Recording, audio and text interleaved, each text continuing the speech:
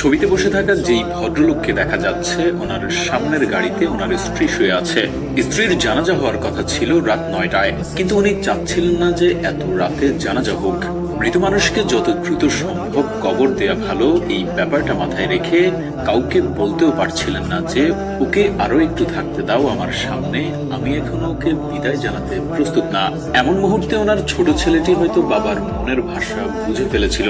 তারপর পরিবারের সিদ্ধান্ত হলো জানাজা হবে সকালে। আরো কিছুটা সময় যেন স্ত্রীর পাশে থাকতে পারেন এই মানুষটি, যে সারা জীবন ভালোবেসেছেন এবং মৃত্যুর পরেও স্ত্রীকে একা ফেলে যেতে পারছেন না। সবাই চলে গেছে, রাতে কেউই পাশে নেই, কিন্তু ভদ্রলোক গাড়ির পাশে বসে আছেন চুপচাপ, যেন স্ত্রীর সাথেই কথা বলছেন। কোনো শব্দ নেই, কোনো কান্না নেই, শুধু একা নীরব সঙ্গ। তিনি যেন বলছেন, তুমি নেই জানি, কিন্তু আমি আছি, আমি এখনো তোমার পাশে আছি।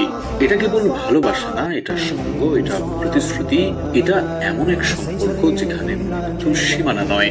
এই ঘটনাটা আমাদের শেখায়, ভালোবাসা মানে শুধু জীবনের সাথী হওয়া না, ভালোবাসা মানে মৃত্যুর পরেও সঙ্গী হওয়া, ছেড়ে না যাওয়া, পাশে থাকার অঙ্গীকার করা।